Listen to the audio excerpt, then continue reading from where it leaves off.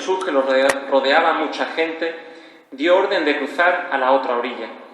Se le acercó un escriba y le dijo: «Maestro, te seguiré a donde vayas».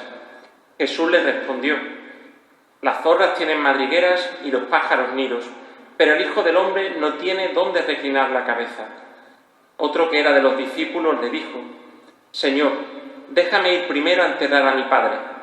Jesús le replicó: «Tú sígueme y deja que los muertos entierren a sus muertos». Palabra del Señor.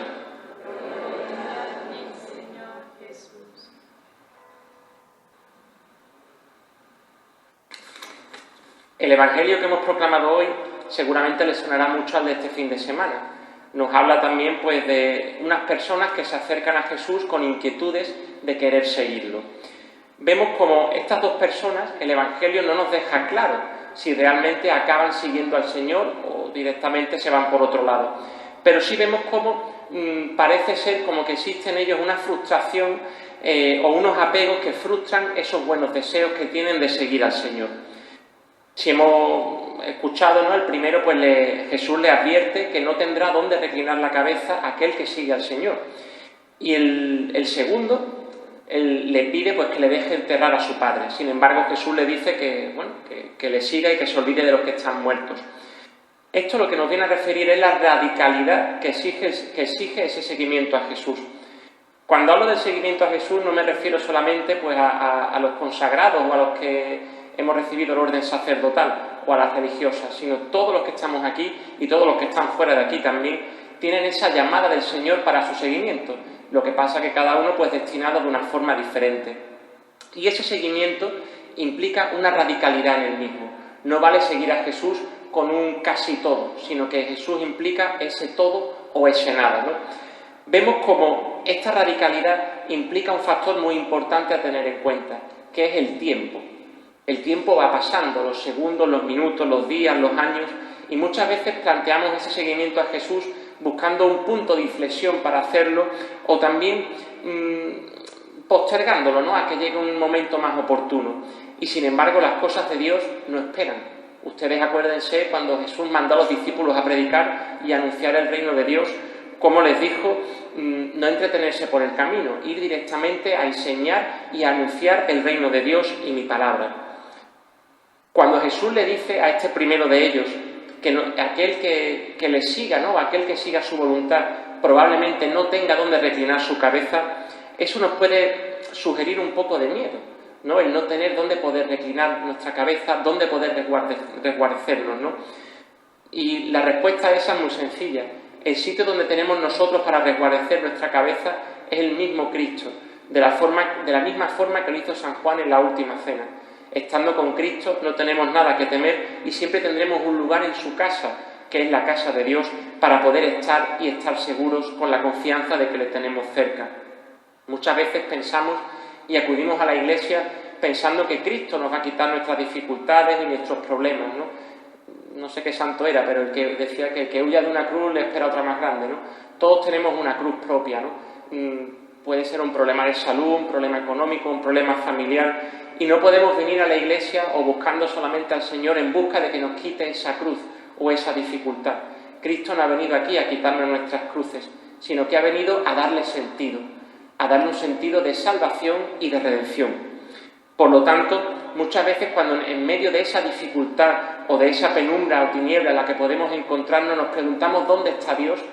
La respuesta es muy fácil. Dios está donde nosotros permitimos que esté.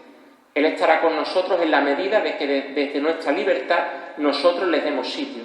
Ya lo leíamos en la lectura de Gálatas de este domingo. Dios ha decidido para nosotros hacernos libres, para que desde nuestra libertad decidamos creer en Él o no creer en Él, o seguirle o no seguirle.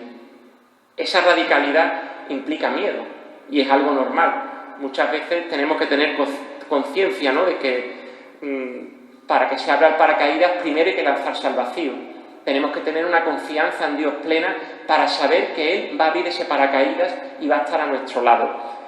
Nos puede asolar esa palabra que hemos dicho antes, miedo, pero el cristiano no debe tener miedo. Esa palabra no debe estar en el vocabulario del cristiano. Acuérdense ustedes de los mártires. aquellos que dieron su vida por Jesucristo.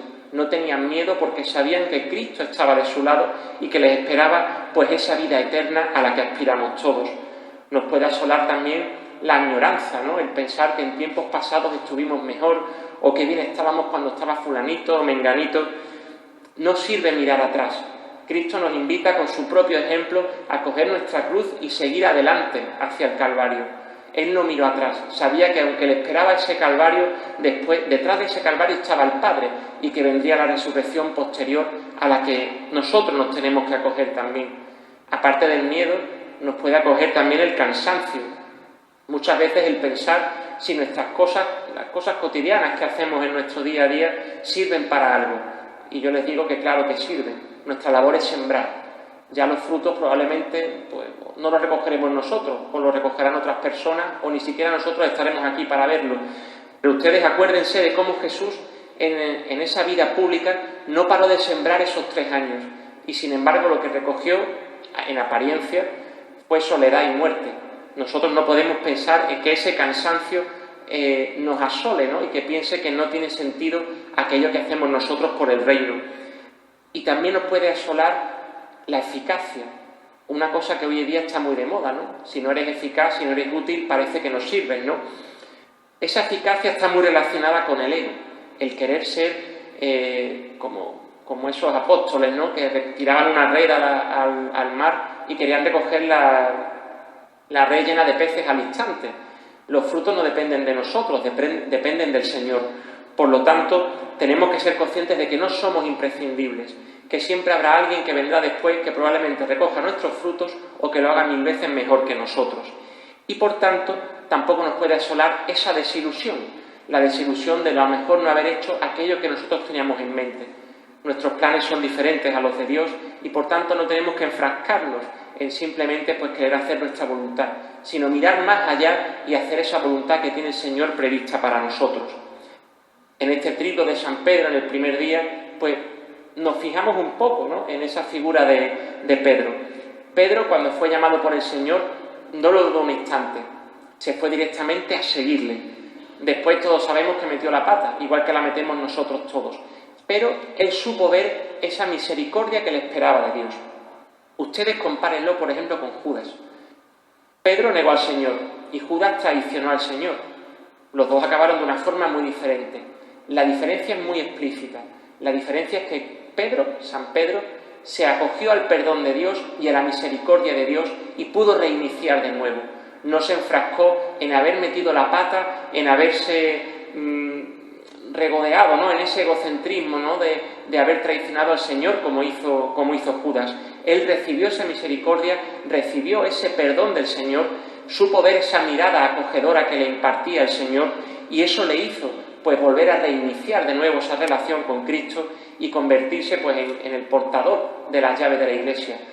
Otro ejemplo similar lo podemos encontrar en el buen ladrón en la cruz. Los dos que acompañaban a Jesús en la cruz eran 2 ladrones. Sin embargo, uno acogió la misericordia y el perdón de Dios y el otro no lo acogió. Y del que lo acogió, les digo que es la única persona de la que hay constancia en la Biblia de que está en el reino de los cielos. Por tanto, tenemos que ser portadores, ¿no? Pues de seguir esa voluntad de Dios, de acoger ese perdón y esa misericordia que nos espera del mismo y ser capaces, ¿no? Pues de ver su voluntad en lo pequeño que nos acompaña en día a día, pues si estamos en alerta. Pues le pedimos en este primer día de Triduum, pues que nos haga capaces de seguir su voluntad, de seguir su camino, que sepamos acogernos a su voluntad sin tener miedo, sin tener desilusión y amparándonos siempre en que Él pues guiará nuestro camino. Que así sea.